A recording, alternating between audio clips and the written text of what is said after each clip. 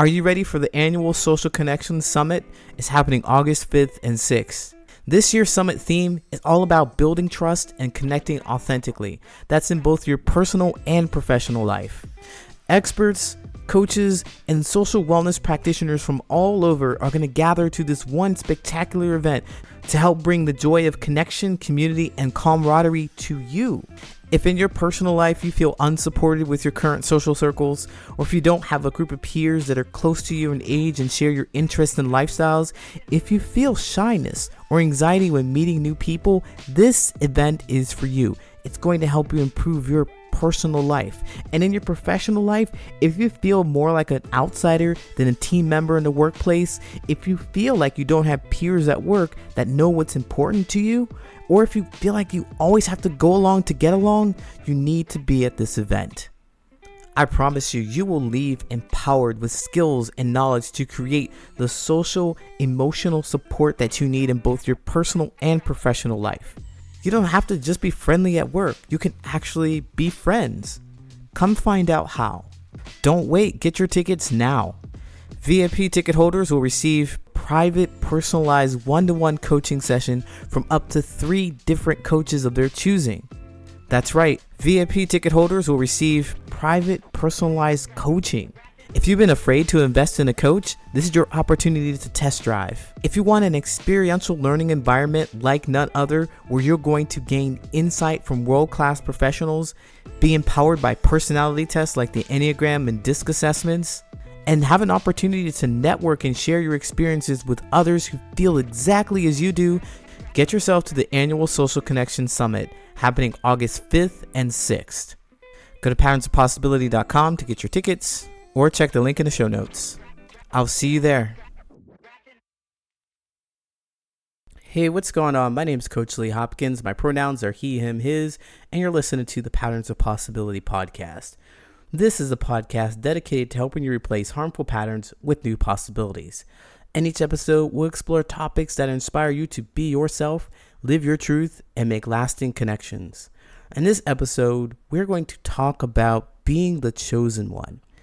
Being the chosen one in your connections means that people actively choose you.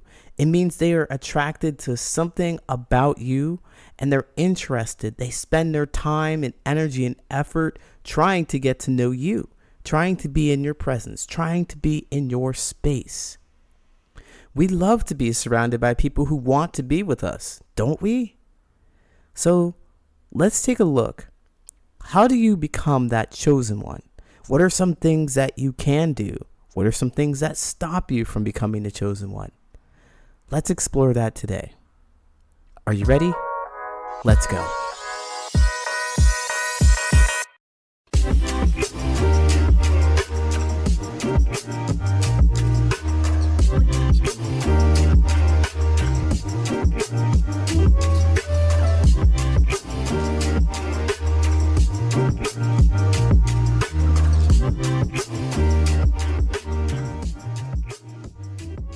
So I want to take you back for this episode. Imagine me playing kickball as a second, third grader. I was good at kickball. I was good at these little sports that we did as a kid. And I remember when we had the lineup for teams, in gym class, people would get picked, right? They'd be like, this person, I want this person on this team. I want that person on that team. And when I think about being chosen, I think about this. About being chosen to play sooner rather than later. Like people were like, oh, I know Lee's good at this. Lee's going to run. Lee's going to kick the ball. Lee's going to catch stuff. Lee's going to throw it in there. I'm going to get those kids out. I want Lee on my team. And so they actively chose me. They're like, hey, you. That felt really good. It felt really good to be selected before anybody else because they knew of my talents, my little kickball talents. And so that's how I want to think about being chosen here. And it may be a bad feeling or uncomfortable feeling for someone who is not chosen for this sport, who knows that they're not good at it or is really trying hard and not being seen. When I think about being chosen among your friends or among your connections, that is going to happen. Ouch. Ooh. That's going to happen. But it's the recognizing that not everybody's great at kickball. Not everybody wants to be good at kickball either. Everybody wants to be known for their talent in kickball. In fact, I'm not famous for it today. It's not a big deal to me. It's not a big deal these days. But when we talk about being chosen among our friends or among our connections, that means people are actively looking at something that is amazing about us, something that charms them, something that excites them, that they're drawn to it. The thing is that people are only drawn to these things about us, or they're more likely to be drawn to these amazing qualities about us if we showcase them, if we talk about them, if we share them, if we open up about what's important to us. Other people will be drawn to it. People knew I was good at kickball because they could see I was good at kickball. And so they were like, oh, we know what Lee's going to do. We want Lee on our team. But for those of us who don't shine, who don't share, who don't open up, many people just don't know. They don't know how marvelous and amazing that you are because they're not really looking. But if you run into somebody like me, I just can't help but to see how amazing people are. So when we talk about being chosen, the way to become chosen is to shine, to show up, to illuminate these amazing qualities about who you are, what you believe, and how you feel. I like to call this showing the truth of who you are. Talking about those things that are really important to you. People cannot help but to be attracted to that thing. They can't help it. If you talk about something that is similar to what they believe, if you show up in a way that reminds them of themselves, they are going to be attracted to it. This is how you become chosen. We also can call this being yourself. Being yourself and living it out loud. Expressing your ideas, your thoughts, your opinions, sharing those. And I'm not saying that you need to be a jerk about it, but doing the things that bring you joy, specifically doing the things that bring you joy and excitement for yourself without anybody else looking, doing those things without wondering how other people are thinking or feeling about what you do is going to have people attracted to you. You will become chosen by the people who recognize themselves in you. That's how it works. Now, why don't we do this? Anybody? Probably yelling at your computer now, or yelling at your listening device, like, Lee, what are you talking about? Showing up, and when I do that, people tell me to stop it. People don't like me. People hate on me. Well, they're not mutually exclusive. So there are going to be people. This is the thing that stops us from wanting to be shine, to want to shine. This is what stops us because we know we've experienced this. Everybody, I know I've experienced this. The most difficult part of showcasing yourself like that, doing the things that bring you joy unapologetically, and when you show your beauty, 3 things are going to happen. One of 3 things you may have experienced. 1, some people just aren't attracted to it. They're going to be like, nah, not my cup of tea. And they're just going to walk right by you. 2, other people are going to be actively repelled by it. They're going to be like, this is not my thing. I don't want anything to do with it. Get away. And they go in the opposite direction.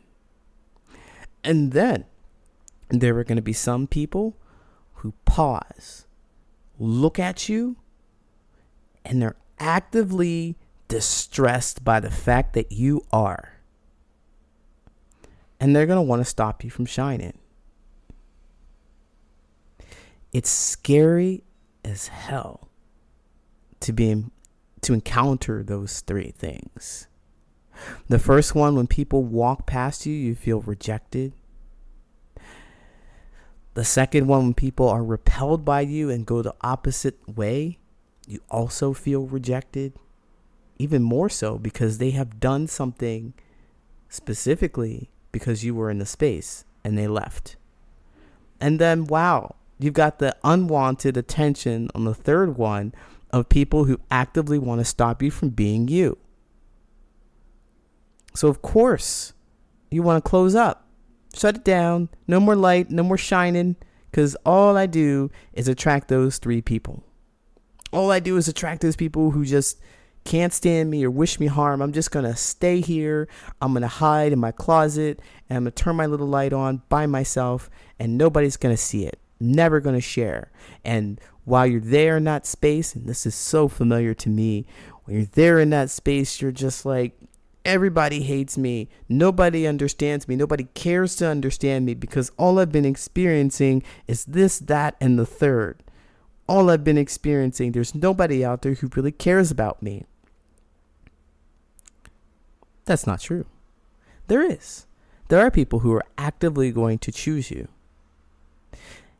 The thing is, it takes a lot of effort and energy to find those people. Because, wow, they're doing the same thing. I mean, this is how I think about it, and this is my own personal journey. Is that the people who want to know me, know the quirks and whatever it is about me, the things that got me rejected or the unwanted attention, they are having the same experience and they also want to hide. They are looking outside of their closet and they're like, I'm not coming out here. They're not going to. But in my journey, what I have discovered is that if I shine bright, when I shine bright, I endure the this, that, and the third. When people aren't attracted to me, they just walk by. When people are repelled by me and they walk in opposite direction, or people directly confront me and try to stop me from shining, I develop skills to navigate those three cases. So I must shine. So when I shine, those people who I look familiar to in their closets hiding will see me. They're looking for me. They're looking for you too. They are. It's simple, but not easy, as Mel Robbins would say. It's very simple process to be yourself, to do it without question, because that's what we are. We are ourselves. Do the things that bring us joy. But man, as soon as we get that side eye, that bombastic side eye, we get somebody who looks at us or sneers at us, we just want to shut it all down. And then we get stuck. We suffer. We don't get an opportunity to showcase who we are so that we can be the chosen one. I guarantee that somebody is out there looking to connect with you. They want to know you. They want to choose you. They also want that for themselves. And what's remarkable about this journey, what's remarkable and amazing about this is that because it's not easy to find these people who actively choose you, you go through one heck of a process to connect with them, to find them. And when you finally lay eyes on them, when they finally lay eyes on you, you will know that it was worth it. You will cherish your time with them and you will absolutely choose each other. I'll be right back with the answer Reddit question. All right, now it's time for the Reddit friendship advice question. If you have a friendship advice question that you think I should answer, tag me in it on Reddit. My handle is Brilliant and Resilient. That's Brilliant, the letter N, Resilient. New friend keeps making judgmental, unsupportive comments. I made a friend recently, within the last year or so, and we've had a decent amount in common. It's been nice getting together and hanging out with someone new. My issue is that I don't know if I should keep trying with them. They make at least one semi-rude, judgmental comment every time we hang out. I got a new job that involves some travel, and the friend wasn't very supportive. When I excitedly told them, they said the travel sounded like it'd be terrible and that they could never imagine being happy in a job like that. I felt a little weird, but shook it off after leaving from our hangout. Another day, we're having a conversation about feeling so connected to others while at a concert or a show that we get emotional. I love the electronic dance community and said there's nothing like that feeling of connection. The response from them was sarcastic and along the lines of, yeah, well, everyone is on drugs at those shows, so no kidding they'd feel that way. I have experimented in the past, but I'm not really interested in drugs at this point in my life, and they know that. I was being so supportive of them, mentioning their emotional comment or their experience, and they had to go shit all over mine? These kinds of comments weren't playful in nature. They just really shut me down. I know it's silly, but it's bothering me, and I don't know if it's worth trying to keep this friend. Any advice from anyone who's been in a similar situation? Well, Redditor, thanks so much for writing. Yes, I do have some thoughts because I have been in a similar situation. I have been the person who has been judged, and I've also been the person who has been judgmental. I've been the one who has tried to suck out the energy and the life out of some fun excitement that other people were having. And looking back on my experiences, I would say that as the person who is constantly experiencing the feeling of being judged, it's important that you talk about that. It's important that you acknowledge that because, man, it doesn't feel good. You want to be chosen in this situation, right? You want to be the friend that people come to you for the qualities that you express. And it doesn't feel like that. Being chosen doesn't feel like this. Sure, you're showing up and you're shining. You're talking about the things that are important to you. Unapologetically, you're expressing your joy for things and you get shat on. It doesn't feel good. That's not what it feels like to be chosen. What it really feels like to be chosen is support from your friend. And perhaps, they don't know how to support you. Now, I know that doesn't feel good to continue to deal with the situation, to continue to have your feelings repressed, and you want to be appreciated. You want to be seen. You want your shine to be appreciated. They're not doing it. I'd like you to consider this. Perhaps they don't know how to do it. When I reflect on my situation, when I reflect on how I showed up to other people, I just didn't know how. I was doing a bunch of automatic behaviors. Somebody expresses joy, we shut that down because I can't express my own joy for things. This is just me talking about my experiences. I do not know why. I do not know deeply why this other friend or your friend of yours is not able to share their joy or feel like they can't share their joy with you and they want to stomp on it as soon as you express yours. I don't know exactly why that's happening with them, but what we do know is that you say something that's exciting and fun to you and they poo-poo on it. They don't like it. They try and make you feel, or they automatically express disdain for it. This is just part of the pattern that you are noticing and it doesn't feel good. One thing that I might suggest that you try is to express to them how you feel about what they're doing when it happens. I've expressed this amazing event to you, or this new job. I got this new job that requires some travel. I'm very excited about it.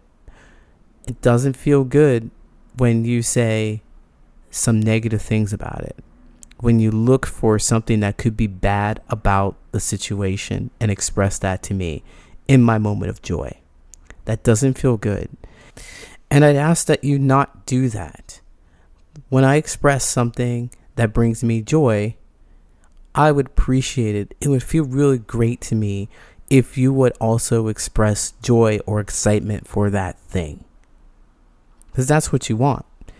See, they perhaps are completely unaware that they're doing this. And nothing changes because we haven't quite identified exactly what the thing is that they're doing when it happens and how to change it. So what I'm suggesting here is to listen, or maybe intentionally try sharing something that is exciting and fun to you to see how they respond. Right? You already know how they're going to respond. It's going to be probably the negative mode. But when they respond, what you'll do instead is not get angry at them, not frown at them, not show frustration. You want to talk about the event as it just happened. You want to say how you feel about the event and why you feel that way. And then finally, give them the solution, or give them the action steps that they can do in the future when this event arises. So when you share that you have just had a joyful experience about whatever it is, and they poo-poo on it, that's your event. That just happened. I said something that was really exciting to me and you poo-pooed on it. You share how upset or disappointed or sad you feel about that. Just say the words. You don't need to, I feel so mad. No, just really clearly and calmly, concisely share that with them. And then tell them why. This really hurts my feelings because as a friend, I think you'd be more supportive, or I'd hope that you'd be more supportive, right? I want my friends to be more supportive. And then finally, you give them what it is that they can do to demonstrate the support that you want.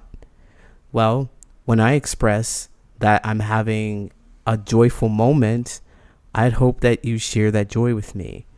You reflect it back. You say that, oh, that's so great. Congratulate me. Support me in a way that feels good to me. You have to tell them what that support is, because that's just not, and that's likely not something they naturally do. So they have to work at it. So if you want to keep trying with this person, sure, go ahead. Do this a few times and see if they actually make a change. If they're not able to make a change and support you and show you the attention as a chosen one, somebody whose shine they appreciate, someone who they're attracted to because they enjoy being in your presence, and you also have to enjoy being in their presence, then let go. Redditor, thank you so much for asking your question. I know that you didn't ask me to answer it, but I did, and I hope that it helps. Best of luck to you. Take care.